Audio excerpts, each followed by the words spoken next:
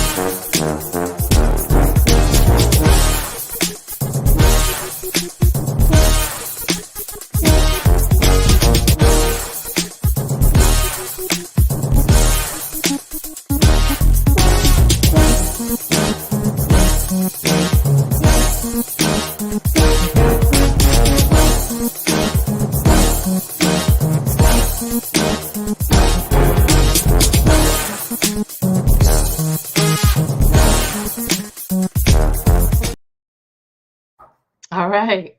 Hello, hello, hello, beautiful people. We are here for yet another episode of Empowered Presence Podcast. This is the first episode of 2024 after like a 3 or 4 month break. So I'm excited to get back into this thing because I thoroughly enjoy podcasting and talking and interviewing folks, especially brilliant people like Miss Ashley Watkins Thomas. In case you don't know, Ashley is a job search coach and a certified resume strategist with Right Step Resumes. She's a corporate recruiter of 20 years, hiring for companies across banking, education, healthcare, nonprofit, and manufacturing industries. She has won multiple resume writing awards and was named JobScan's top 15 job search experts to follow and LinkedIn top voice twice. We're going to get into that. Okay. Her job search advice has been featured in major publications like HuffPost, New York Times, and Wall Street Journal. She's so legit. She is best known for positioning emerging and experienced leaders to land more interviews and six-figure salary offers at Fortune 500 brands. Ashley, welcome. Yes, thank you. Thank you for having me. I'm so excited. I'm so Absolutely. excited for this. Yeah, yeah. So excited for this, man. Like this has been a long time coming. A long time coming. Yeah, I got quiet for a second. Real quiet. Mm. I'm just gonna jump right in just for the sake of time. People are here to see what's up, what happened, what was the insecurity about, what's the influence about. So yeah, I started much like a lot of people started with writing resumes. Just really jumping out here helping job seekers, just really, really wanting to help people. And I did that I was a corporate recruiter at the time, and this was something I was just kind of doing on the side. It wasn't something I was super serious about. And then as things progressed, I started to get really, really serious about it because as a recruiter, there are a lot of things that you can't do from the corporate side to tell people when they're making certain mistakes. There's only certain feedback that you can actually give.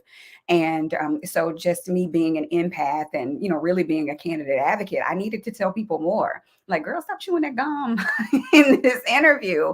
Like, you got to come correct. There's no lip smacking. There's no questioning yourself and, speaking negatively about, employers. There were a lot of things that I wanted to be able to tell them that I just couldn't do it. So that really is what pushed me into doing my business kind of full time. I had a very toxic work environment. At that time, I think it was around 2016 or so is when I went full time in my business. So I switched my side hustle into my main hustle. That was, I really, really had to get serious. And that was right around the time that I met you.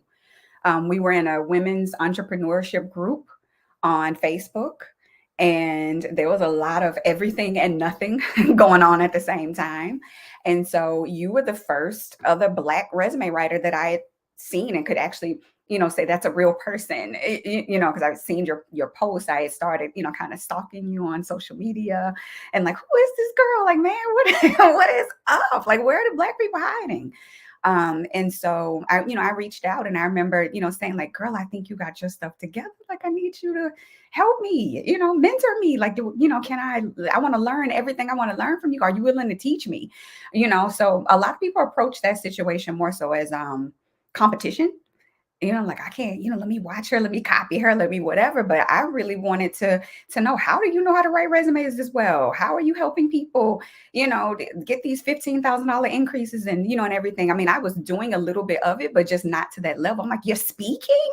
Like, people are inviting you to speak at things, So I really, really wanted to learn from you. And you put me in contact with, other people. And, I went on to get certified. So it was, meeting you was one of the real, kind of pivotal things that happened, in my career.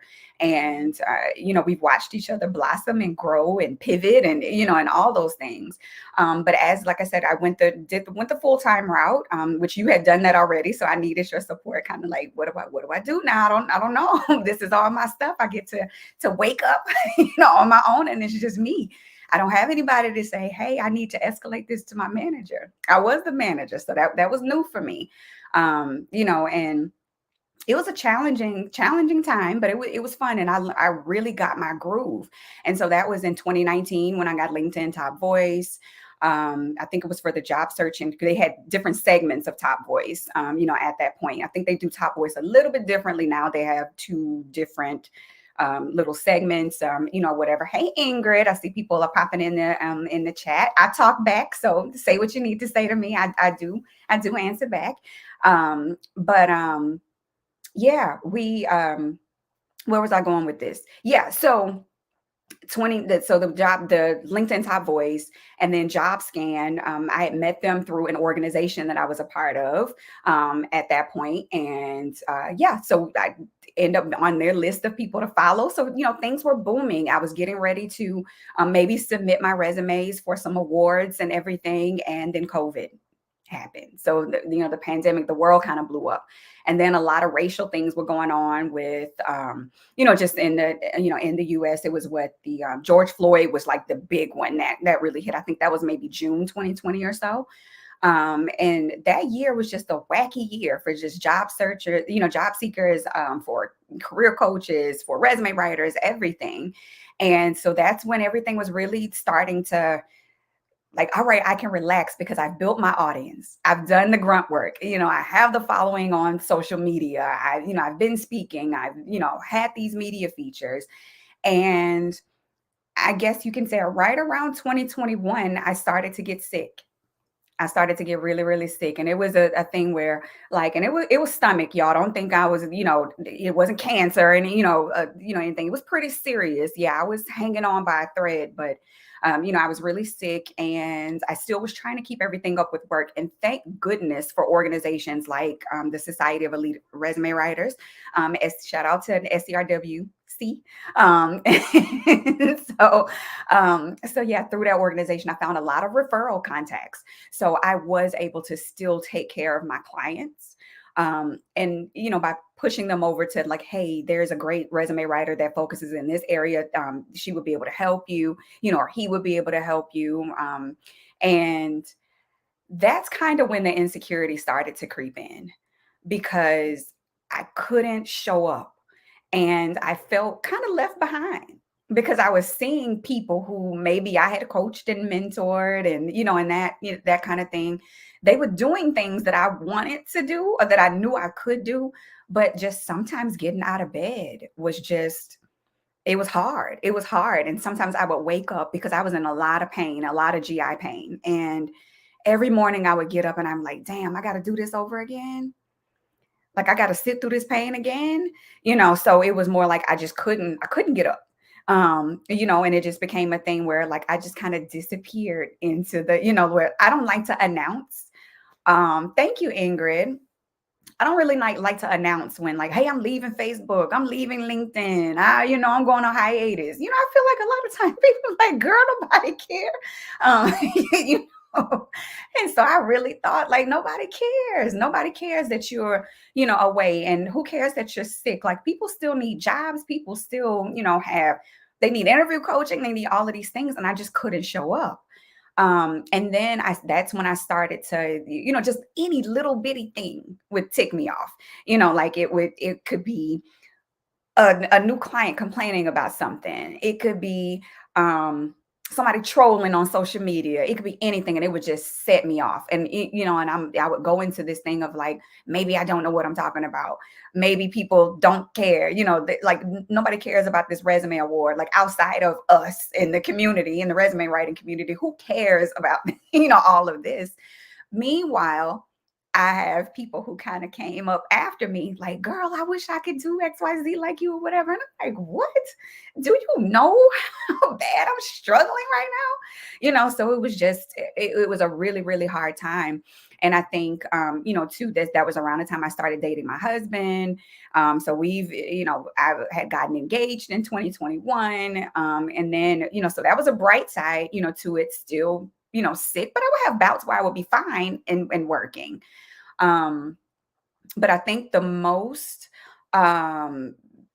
beneficial thing to me was community, because I had other people who had families, who had, they were caretakers for their loved ones. People were dying. There was a lot of time where people, I had like back to back to back to back deaths, like months upon month, within like the 2020 to 2021. So it was just a very, very, challenging time. But having people who were doing the same type of work that I do, because people, a lot of times job seekers think that this is an imaginary career, that, writing resumes and doing job search coaching and, all of those things are just not real jobs. And they really are. Like, we have communities, we have education, we have all these things that we do to be able to help, people get jobs. But it can be a very thankless career a lot of times, because people are excited to get new jobs, but they don't circle back all the time to tell you. And I remember having a conversation with you when I was a platinum member of your program, and you were just saying, go back through your recommendations. Take a look at your LinkedIn recommendations. Look at what your clients have said. Go back through emails. Open up some of the documents that you created. Go back to your numbers and see that, look at the things that you've been able to do, so that you can find, that thing that keeps you going. Find your why. Go back to, why did you start doing this in the first place? Um, Yeah. and Let so, me ask you a question though, right? So you said that you got sick and then you dealt with a lot of struggle in terms of, Mhm. death and all of these things. So when all of that was happening, kind of talk to us a little bit about what was going through your head in terms of how that stuff impacted how you viewed yourself in I'll your do myself. business. Like what were the thoughts going through your head? Oh, I thought that I was going to be a has-been, because, social media moves so fast, right? And, Mm, technology moves so fast. So if you take a break at, at what you consider the wrong time, which I know now you can take a break whenever you feel like taking a break. But I thought I was going to be left behind. I really felt like I have been forgotten about, especially when it got to the point where I needed surgery and, and all this. I'm like, dang, this even more time, because I had been sick for a year and a half. And so I had been kind of absent, for a year and a half. I would pop in on my good days, or whatever. So that may have been once a month sometimes, maybe not even that. But I did. I felt like I had been forgotten about. I felt like the advice that I had maybe was outdated now, because even though, I mean, like, I was recruiting, I had picked up a recruiting contract because I would do that occasionally, so that the advice that I'm giving, I'm coming from a place of, I know this, not that I've read some article and I'm predicting this, or I'm just kind of mirroring or echoing what other, coaches and, and stuff are saying. Like, no, I can say this because I'm sitting at this desk. I'm doing I'm doing the work. Right. So even with that, I still felt like it wasn't enough because I wasn't there. Nobody saw me. And, and then I could see, then there's the overflow of like the algorithm and stuff. Right. So you gotta, you see what information is coming through to you. So I'm looking at my feed and I'm looking at this advice that's coming through, and I'm like, I don't know, like this not what's happening in my world, especially not in my Black world. That's not happening. So some of these things that, some coaches were saying. And, I was thinking like, dang, am I giving outdated advice? Am I giving bad advice? So I started to question everything that I was saying, especially when somebody would like challenge it in a way of, oh, no, that's not happening for real. You don't know what, what you're saying, because this isn't happening to me. Da, da, da. whatever. And, so now when things like that happen, I challenge, and stuff. I'm like, oh, okay, well, I've been doing this thing for 20 years. Share some of your experiences with me from the recruiting work that you've done. And a lot of times it's radio silence after that because you hadn't recruited anything. You've been job searching for 5 months. And now you feel like your experience is everybody's experience. And that's not the case. And I had to learn that stuff too, that my experience is my experience. Nobody else around me even sees the things that I'm worried about. Nobody sees the fact that, because I was afraid to get on video because, I had lost a lot of weight. And I felt like I looked the way that I felt, right? So I'm looking at myself and all I'm seeing is sickness because I'm living it every day. And I had just recently locked my hair. And so that was a whole thing, too, because, in corporate, you coming up in the generation where I came up, you didn't get locks. You, no, Yep. ma'am, you did not. It was bad enough. I had the nerve to be natural. When that whole wave, Right. hit, I had been natural since 2008ish, kind of, but I still was hiding. I still was hiding because I was Mm. pressing. I was getting sew-ins. So I had my little bob and and stuff going. And I was never throwed out. You might have caught some braids here or there, but it was to a point where I would even ask my supervisor, you think it'll be okay if I get braids? You think it'll be, Wow. I remember having those conversations. Now, girl, I wish I would. No, ma'am. This is my Yeah. hair. This is how God intended for my hair to be. Maybe not exactly locked, but my hair was meant to be coily. It was meant to do what it's going to do. And that, and that's the confidence that I have about things, just like, my hair, my skin. I mean, I'm used to being the only Black person in my department. Mhm. That's not the case now, thankfully, because things are changing. But we're not there yet. We're not all the way there yet. Right. And there were some things I was just worried about. I was like, dang, I've gone and put this color in my hair for the first time. I've locked my hair. I've done it, because my Mhm. goal was to be purple.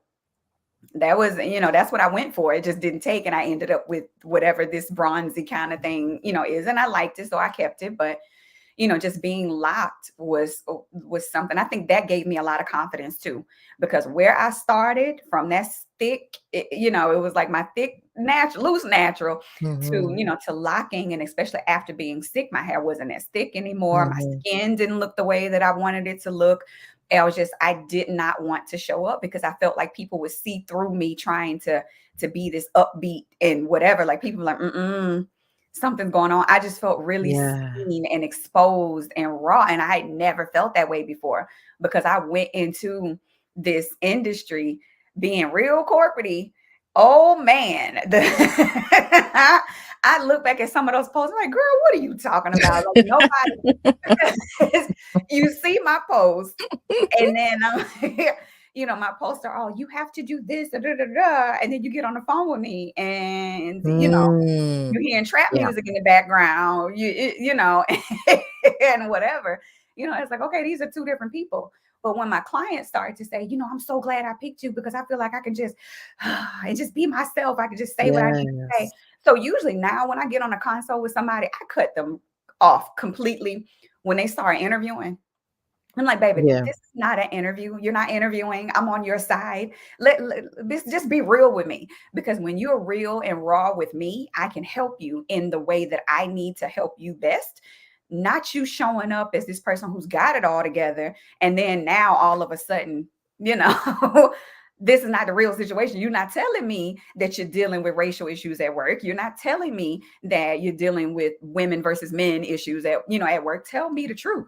I You know, love that so because you being authentic created the space for your clients to be authentic. mhm, mhm. And I Yeah, feel like that is something that we really need to start doing more and focusing on making sure that we're not coming to these calls as who you think that they yeah, want you to be. I yeah, used to do the same thing. I used to go to my calls trying to speak corporate and try to use the big words and yeah, over time that faded because it's hard for me to keep up a facade, yeah. and the more Mhm. I just showed up as who I was, executives, C-suite folks, whoever, they always would say, "Oh my goodness, you're so funny. Oh my gosh, I love your personality. You're so down to earth. You're so relatable." And it's like, "Okay, it's okay." Right, to be who right, I and they am. appreciate that, and they love you for that and Yeah. prefer you for that thing, Yeah. and I even have, like, people, even the executives are like, "I just feel like I can show up in my PJs to your calls and I'm okay. It's okay to just relax and just, just kind of be myself." And that's where, like I said, that's where I struggled the most because the code switching was real. This was, Yeah. this wasn't a time where it was okay to show up authentically. You didn't, and then I'm a private person too. So I also felt like being my authentic self meant something different, or showing my personal side or my brand or whatever, that Mm. meant something different to me as a business owner. Because when I started my business in 2012, I was told not to put my pictures on my website, because, oh, if they know you're Black, they're probably not going to, going to work with you. When in actuality, I did a photo shoot and I put those pictures up on my page. My client base doubled. Like, immediately I had people booking, because people want to work with people who look like them, who they can imagine, like, I could be her friend, whatever. And then, so my first photo shoot, I did it, and I still was corporate, still hanging on to that corporate stuff. I wasn't quite ready to let it go. Cause I mean, it's ingrained in you. It's hard Yeah. to, Hard to. to let that stuff go. Mhm. And so my first photo shoot was very, very, oh, I have on a suit dress, and I've got the arms folded and, and all that. We're gonna do that pose, girl, like we Yeah, doing we all I think we all got that real estate, photo. doing taxes. So so yeah, I had the arms folded and everything. And then I was like, you know what? Let me stop.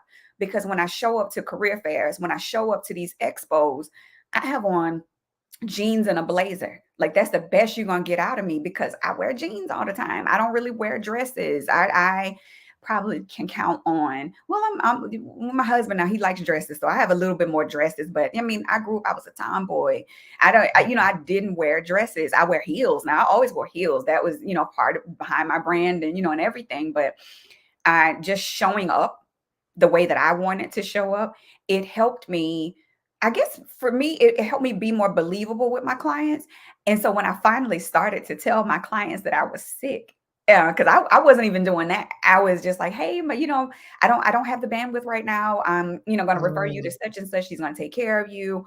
Whatever. I'll be back taking new clients at this time. And so one of my clients reached out and was like, hey, I talked to those people that you want. I don't like them. They're not real with me. Like, I need you to be real. I want to work with you. And so I had to just tell them, like, hey, I'm literally fighting for my life right now. I don't have the energy to work with you. It's not that I don't want to. I would love to work with you. I would love to take your referral. Because people were referring their friends to me or whatever, and I was having to turn them away. And it was embarrassing. I was Mm. embarrassed to be sick. I was so embarrassed. And I think one of the things too that knocked me down is an organization I was a part of. They were looking for their officers in this board. And so someone recommended me because of the work that I had done, in the industry. And, I had been in books and, had been speaking, at conferences and things like that. And they reach out and say, hey, I recommended you, as, this board, for this board position. But the concern was that people were saying, well, we haven't really seen her. Um, Mm. and so that was crazy because I was on the board, or being, involved in stuff before, but not a single person reached out to say, hey, we haven't seen you. What's Mm. going on? Right. You went from posting every day on LinkedIn and Instagram and Twitter, because I was everywhere. I was everywhere every day. Mm. I didn't, unless it was every other day, and I was there, and so for me to just disappear like that, you don't think anything was wrong. You don't think to Right. ask, Check hey, in. is there, hey, Mhm. how you just checking in, hadn't seen you. And I will say one of my friends who's passed away now, um we would play words with friends. We would play words with friends, and it would be like 1, 2 o'clock in the morning. I didn't know he was sick. He didn't know I was sick. And then one night Mm. he just asked, why are you up this time of night playing words with friends with me? Like, why are you always up? And I was like, because I'm sick and I can't sleep because I'm in pain all the time. My stomach hurts all the time. I can't eat. I can't do anything. But you playing words with friends with me, it takes my mind off of everything because all I'm Wow. thinking about is whooping your butt every time we get on words with friends. And so that got me I through, love a lot that. of the nights, and stuff that I wasn't able to sleep. And then I finally, got approved for surgery and, and all that. And then I knew then, like, okay, I can heal myself from the inside. Now I can start healing myself spiritually because your confidence and everything comes from it has to come from within. So you have to wake up every day knowing that you have something to offer regardless of what you look like. So even if I once was going to pop up, on a live with my bonnet on because I was just too sick to do whatever, then there's a message that I have to deliver. There's something that somebody can get from that. And so once like I said, I got myself together. My husband was very supportive and pushing me like, people want to hear what you got to say. Just take it one day at a time. So I would still do things behind the scenes. I wasn't just in the forefront. So I would contribute to different articles. Like I had a contact at HuffPost. So I would, constantly be contributing information to that. My partnership with JobScan, nothing, they didn't forget about me. Anytime something, happened, Prezi, I was involved with Prezi, anything, they would launch a new product. Hey, we need you to try this out. Do one of your videos or whatever, and, put it out there. We want to feature you here. So just those, brands and stuff still wanting to be involved with me. It just made me sit back and realize, like, listen, nothing, this happened to me. This is not me. It's just something that I had to go through, something I had to grow through in order to be able to serve in the way that I wanted to serve. So now I incorporate more of my personality in the things that I say. I show up on lives as me, like this is me. If you talk to me in person, you see me or whatever, like this is me. And I'm okay with that. I still put on a blazer and and whatever for a shoot. I'm still gonna put it on for, if I got, I have to represent myself as, as a professional, but I don't feel so pressured to do what I see other people doing. Because I think I came from a situation where you do like the people that you want to be like you do. You follow what they do. And Yeah. that emulation was stressful. It was very stressful because I mean, I remember when I decided what the real turning point was for this return was empower presence. Mhm. Because I said, Melanie is posting these videos of, these testimonials of people that she's worked with that look real. Like, they are real women who have real struggles with, trying to find what voice they want to use. Do I want to use the voice from this girl from Bama, or do I want to try to be somebody who's from the upper echelon of society or whatever? Like, no, I did not grow up in the best place in the world, but my experience is still valuable. I still learned everything that I learned. I still have this knowledge to share. It may come from from a different zone. I may be able to reach a certain a different audience because of it, but it doesn't make what I have to say and what I have to share any less valuable.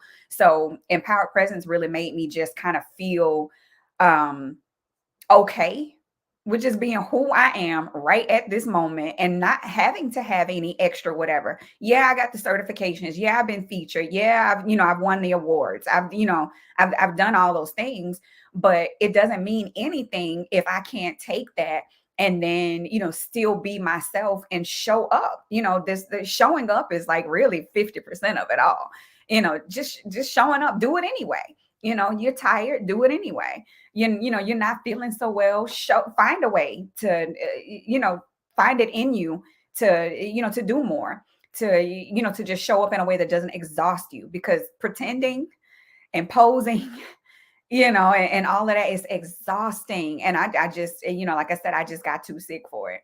And I was like, I just need to be able to show up however I want to show up. I don't want to have to, it's like I said, to put on a suit, to, to have all of my systems be just right. All of my documents be perfect. Cause me and that I will hold on to something for years because it's not right. If I don't feel like it's perfect, I'm not going to do it. But your program, it helped me see like there's still a lot of value in imperfection. Absolutely. Yeah. Absolutely. And I think Mhm. that's one of the biggest things that I try to preach from the rooftops Yeah. is that Your story has value. Your Right. struggle has value, Mm-hmm. right? The things that you have to overcome is valuable. And people are like, I don't have anything to say. I want to build my brand, but I don't know if I'm good enough. I'm not. You have a story, right? You have experience. Yeah. Did you experience anything in life? Your life was just every day the Yeah. same old thing, nothing, no challenges, no tear. Yep. You never cried before. Like Yep. you have something to share. And even if you don't necessarily have a structured like program or, a framework, Mm. from experience how you handled the situation. And that alone is Right. beneficial to someone else who feels like they are struggling by themselves. Oh yeah. A lot of this is centered around just knowing and feeling like someone else understands what I'm going through. Mm-hmm. Mm-hmm. So Yeah. I And I applaud mean, yeah, you for sharing your story you today push me. because, Yeah. well, yeah, because I already knew who you were. Yeah. And when, some of And the I things couldn't you would see it. say, I I was could like, not see what are we talking about here? What? it. You a beast. Stop it. What? Yeah, because I Right? remember I sat on Resume Reboot, right? Because so I Mhm. finally launched it this January, and Congratulations.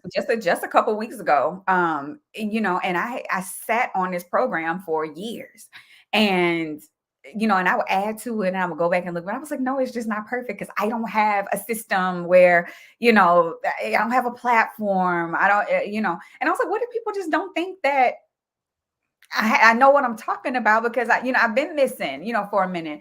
So I remember JobScan. Thanks, JobScan. Went Shout out ahead to and Job Scan.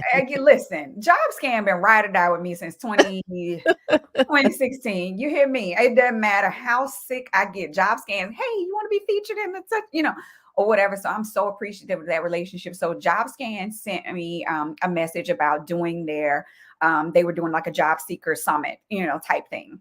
And they were putting together this lengthy, I mean, just really, really just jam-packed kit, like a job search, like toolkit or whatever for job seekers. And they asked that I want to be a part of it.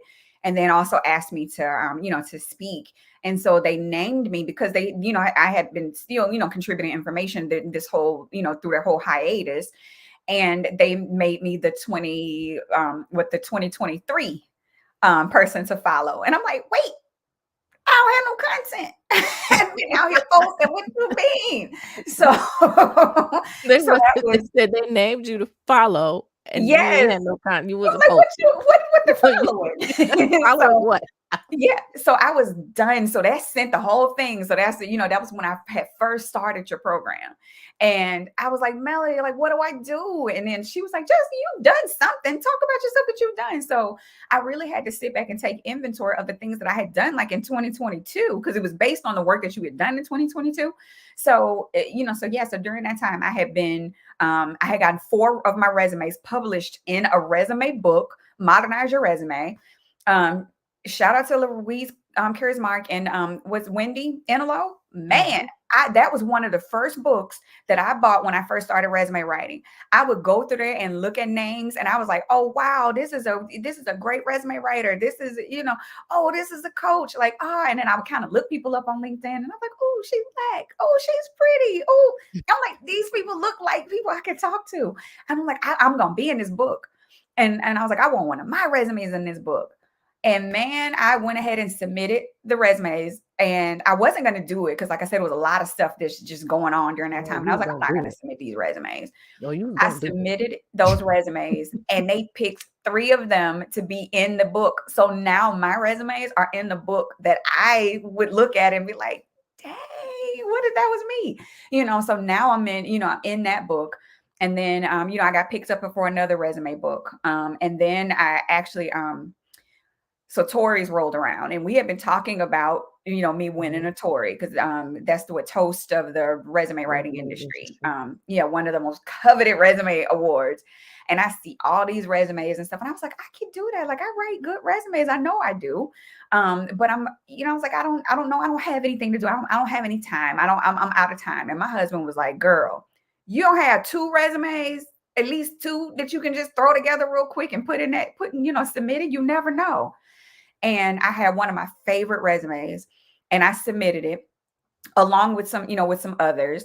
And I had submitted the same, that resume. And I had changed the name. I changed it to something that meant something to me. And I got nominated for that resume. And I was like, wait. It's like, I got a Tory nomination. And then so I told my husband, I said, listen, all I need is third place. I don't care if I don't have to have first place.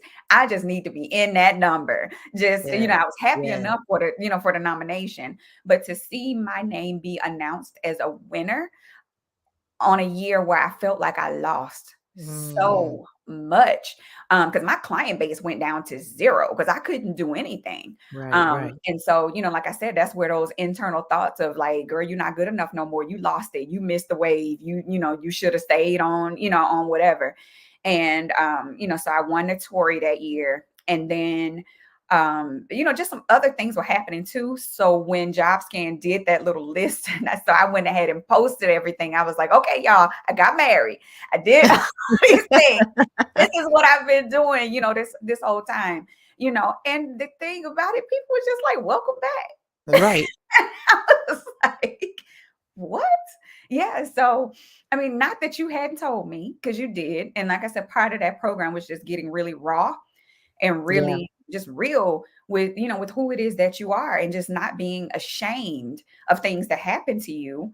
Um, I don't know. And just really going through each one of the modules and then documenting the things so that you can go back to it and, and Yep. look at it. Because Resume Reboot was one of the things. They didn't have a name at that point, but it was one of the things that was in the workbooks. Because boy, workbook is one workbooks. And you was like, you weren't supposed to jump ahead and, whatever, because it's like what, a 7-8 weeks kind of, It's six program. modules. Yeah. Yeah. Yeah. Yeah. So there's 6 modules. But I think that it, because people hear personal branding, they think content, social media. Yep. But I love what you're saying because it's about identity. Yeah, it is. It's Because about who you I don't are. plan that social media stuff. I wake up with the, and I sit with myself, for a minute. I'm like, who need what message? What message do I want to send today? Or what is this week's message going to be, about? And I just come from, I post from my thoughts. I don't have this perfectly curated, Right. whatever. I'm going to use slang because if you talk to me, that's, you're going to get that. That's what you're going to get. Love it. And so I appreciate that program for giving me permission to just show Mhm. up and speak the way that I speak, talk my talk.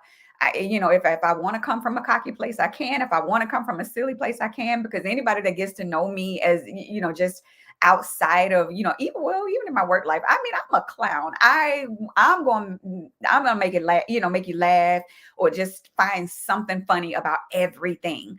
I even have stories to tell, even about being sick, just the stories. I mean, I remember finding out that, because my wedding got postponed, Mhm. because it happened 2 days before the wedding was supposed to happen, right? So we laugh all the time about me laying in that ER and me rushing the doctor like, hey, come on now, I need because they had put me in there to have I think it was an MRI or CT scan or something, some big tube they put me in. I mean, I was so high, I don't know really what it was. They said give me so much pain medicine, and I'm like, okay, dude, I got somewhere to go because it's Thursday. I'm getting married Saturday, so I'm telling him, I was like, hey, I gotta get my stuff done for the wedding. What are we doing? Like, you know, But and, can we speed yeah, this and, up, doctor, please? I have a wedding that and I this need to man was be at. like, I'm the hey, bride. he was like, I don't know who you need to call, but you need to call her and let her know you're not going to make it to her wedding. And I was like, no, no, no, no, you don't understand. This is my wedding. Wow. This is my wedding, sir. This is not anybody else's wedding. And he was like, I'm so sorry, but you're not going to make it to this wedding. So you might want to start letting people know that the wedding is canceled. And that was the worst, because girl, I'd have waited till I was past 40 to get married. And then my wedding is postponed. Like, what? So, so when I say the things that I had to overcome to get to this Yeah. place of confidence, because there was a whole lot of embarrassment with that. I was embarrassed to be sick, Mm. not to be able to go to my wedding. I was embarrassed about that because I'm like, here these people are taking time out of their day, Thank God it was streamed online, because of, COVID and everything. But Mm. I was embarrassed that people would log in, and I was like, they're gonna think that he decided not to marry me, and he left me at the altar, and that's what happened. So I felt like I needed to put this big long post up or whatever. And my mom was like, Mhm. girl, get in there and tell them folks the wedding is postponed, and you'll give them another date and go on back to sleep. It's not that Yeah. serious. And I just always felt like it was my duty and my obligation to show up no matter what. And that if I'm not able to do it, it is nobody's fault but my own. That's Mm. the place that I came from. And that was very, very, very hard. So now, I'm able to, talk to especially newer resume writers and just let them know, like, especially if they have full-time jobs, too, because you got to balance that thing. You've Yeah. got to, find the balance between, doing your obligation, to your full-time job, but then also, serving your clients in a way that's meaningful for them to keep them coming back and to keep them constantly referring, new people to you. And that's where my insecurity came from, is like, they're not going to refer somebody to me if I'm not showing up. Or Mhm. they're gonna send somebody to my Instagram and they see I haven't posted in Post it. 6 months. Mhm. But not thinking there's enough content here that they could binge and binge and binge, and before you know it, they've gotten some things. I mean, I have, my website is still there. People were still, trying to book appointments, and everything. But I would just say getting a coach who literally really just didn't hold anything back, because you were real raw, and I felt like Mhm. disrespectful sometimes because I've gotten that. I've gotten that. Disrespectful, yeah, rude, wait raw. a minute, I'm not ready to, I'm not ready. Why you not ready? Because it's not right. Why I gotta be right? Is it good? And I'm like, yeah, we ain't gotta be perfect. If it's good. And Well, I you know wasn't what? hearing it. But when I it do finally, that. yeah. I do that because I just need my clients to take the action. Mhm. All the thinking and overthinking and analyzing, nothing's happening when you're just sitting in your head. I Mhm. just need you to take the action. So let's overcome all this BS you telling yourself and just take the action, because once you do it, you'll realize, oh, well, damn, it wasn't that bad at all. I've been doing that. Yeah. Right? But you Yeah. can't you can't see that. You can't see the Mhm. progress. You can't get the results. You can't touch nobody's life. You can't do anything if you're stuck in your head. So I don't really, like to Yeah. entertain the Yeah. all that as much. I need you to take some action. So what And are that we was, doing yeah. today to And take I to take finally, it just clicked, and I was like, you know what? Melanie is not attacking me. Mm, Because that's what it feels like when you are in that mm, insecure place, and anything somebody says to you, it's an mm. attack. I remember somebody saying, I haven't seen, like, oh, your YouTube videos are old. We need some new stuff. I didn't take that as you liked my old stuff. You're wanting some new content. You're craving new content from me. I was like, well, first of all, when did you even find that your YouTube? 'Cause I hadn't put anything on there in forever. Um, but why? I feel like you judging me. You judging me Mhm. because I'm not able to do it. And like I said, it was just the guilt, just the Yeah. guilt of it all. And then watching other people do the things that I felt like I could be doing. And I think that's the biggest downfall of a lot of new business owners, or a lot of transitioning business owners. You pay too much attention to what other people are Always. doing, Absolutely. instead of staying in your own lane, serving your people the way that they need to be served. And then stop worried about who you offending just by being yourself. Yeah. Everybody is not going to be for you. And I know I'm not everybody's cup of tea. Um, I'm not for everybody, and everybody is not for me. I feel like if you don't get something from my content, if you don't get something from this live, that's fine. Yeah. I'm not sure. You're not my person. Right. You're not part of my tribe. I'm not part of your tribe, and that's okay. There are tons of people who do what I do that are out there. Somebody can coach you on resumes. Somebody has a resume program that you can get in. You can book a resume appointment with somebody else. It doesn't have to be me. Get help somewhere, but it may not be me. And that's okay. And that's just the evolution of it all, which is coming to terms with the fact that it is okay for people not to be right for me. It's okay for me to, to just niche down and really reach the people that I'm supposed to reach, because they'll get it. The people who need to get it, they will get it. And they may not come to you right away. Some people say that they watched my content for years and, and decided to come to me. And so now I just feel, like, yes, it's okay for me to just show up as me because, married and I, nothing's changed but my last name. I'm still this, the same person. I still have the same value to offer, if not more. And you get it from more of an authentic place. I never told my layoff story, never told it. Because that was something that I didn't feel like, why am I giving this negative? Why am I talking about this negative stuff? Mm, Instead of pulling from that people can relate to, to relatable. that stuff. Because Yep. boy, I mean, that was the hardest time, for me being laid off. And then it made me again question, like, well, why was I the one laid off? I thought I was doing a good job when it wasn't that. That company went out of business 2 years after they laid me off. Mhm. And so like it always, hindsight is always 2020. But when I look at that, I wasted so much time worrying about things that Mm, at the end of the day, my people did not care about that. yeah, My people didn't care that I that's had right. bags in my eyes. My people didn't care that, that I had lost weight and my neck was looking long. I cared about that stuff. I'm like, I'm the one feeling like, oh, I'm too skinny now, or I look tired. Whatever. I'm looking at these comments and people that are dying about the arms folded. But yeah, and those business pictures, I'm telling you, man, like I had, it was just so much stuff that I was insecure about. And I thought that, okay, well, if this person is doing it that way, that means that's how I have to do it. And that's how I have to behave, or that's how I have to speak. That's how I have to write if I want to tap into, some money. And Right. that wasn't it. It's just, that's their lane.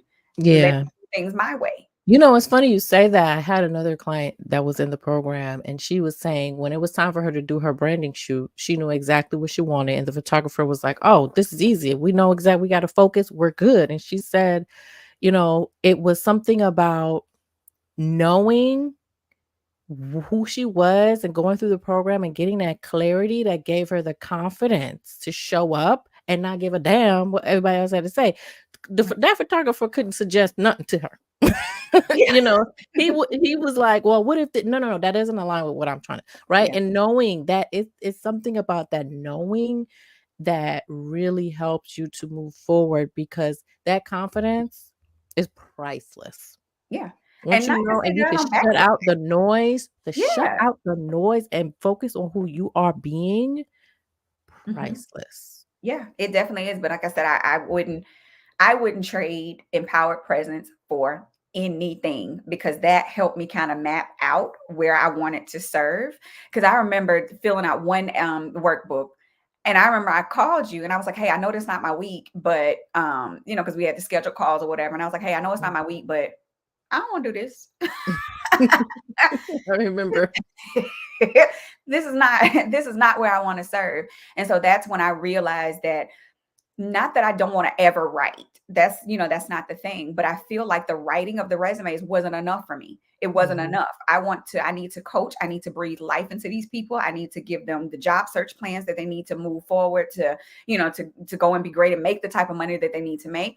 The resume piece, let me teach you, let me empower you there. Because if everything that you do is based on you knowing whether or not your resume is right for these right type of opportunities, you have to know there's an art and a science behind writing the resumes. And if you don't understand that, you're out here posting and praying and thinking that, oh, my Right. resume is good, but your resume is only as good as the results that you're able to get with it.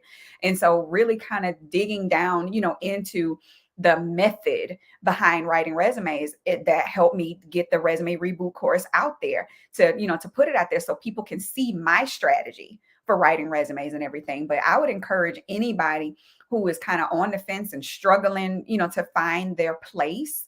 Um, for one, if you're struggling, you're not being yourself, because there's no Yep. struggle There's in no being struggle you. in You wake existing. up every day being exactly who somebody needs. You just got to put yourself in front of those people, and eventually your network, your audience will curate itself. Pretty much, because the people that you're not meant for, they're going to unsubscribe. Oh, I used to get real salty about people unsubscribing from my email list. But after Empowered Presence and me speaking in the way that I wanted to speak and reaching them how I wanted to reach them, people fall off. But then there are also more people that replace them. And I get more, people replying, girl, yes, You I get your understand people, this you or get the whatever. right people. Right.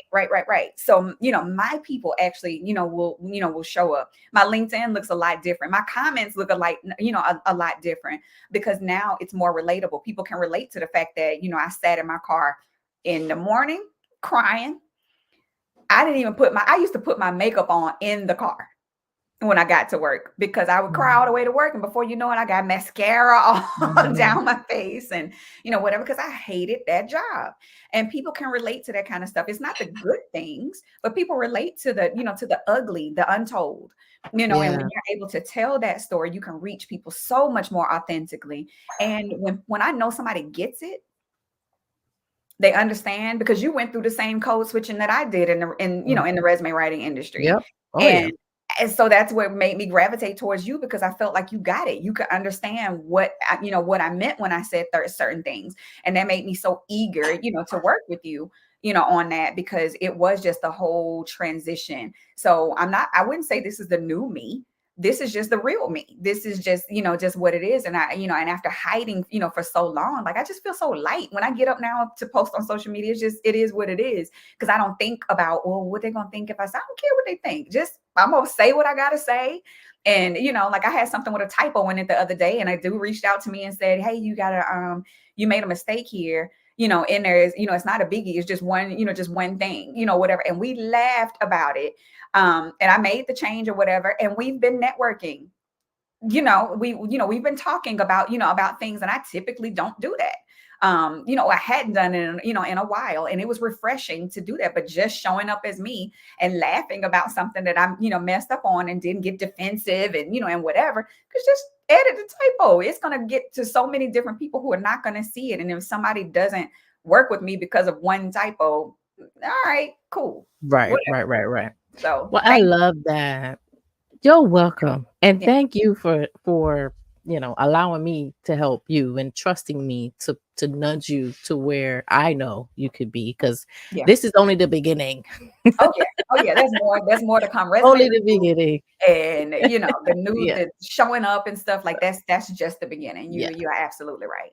Yeah. So I just want to say thank you again for showing up and being who you are, and sharing your experience with Empower Presence. For those who don't know, Empower Presence is the name of the podcast, but it's also the name of my program, and it's the name of my course, in which basically I help brilliant women of color to really show up authentically, right? So you could build your authority, you could build your visibility, you could build your thought leadership without sacrificing the essence of who you are. And that's what the program is all about.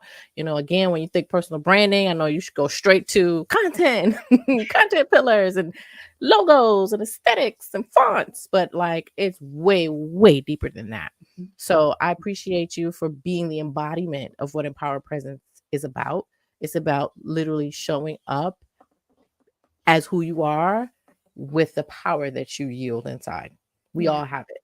But Yeah. a lot of times we sacrifice it for what we perceive to be of value, right? We perceive like we need to be this way, like you said, and you really don't. You just got to show up who you are. Yeah. I So mean, I thank you hate the again pavement. so much. Thank you so Yeah. much. I You're welcome. appreciate your time. Yes. And if you are interested in getting your resume done, nope, sorry, excuse me. If you're interested in learning how to get your resume done, then book a call with Ashley. If you're in the job search and you are on the struggle bus trying to get interviews, nothing's happening, you're laid off, you have mindset issues, whatever the case may be, and you are looking for that next six-figure role at a Fortune 500 brand, Ashley's your girl. So get with her, book a consultation. The link is scrolling across the bottom for those of us looking at the video, and it is under the audio if you're listening on the podcast. All right. So thank you again, Miss Ashley, You're and welcome. happy self marketing, y'all. Peace.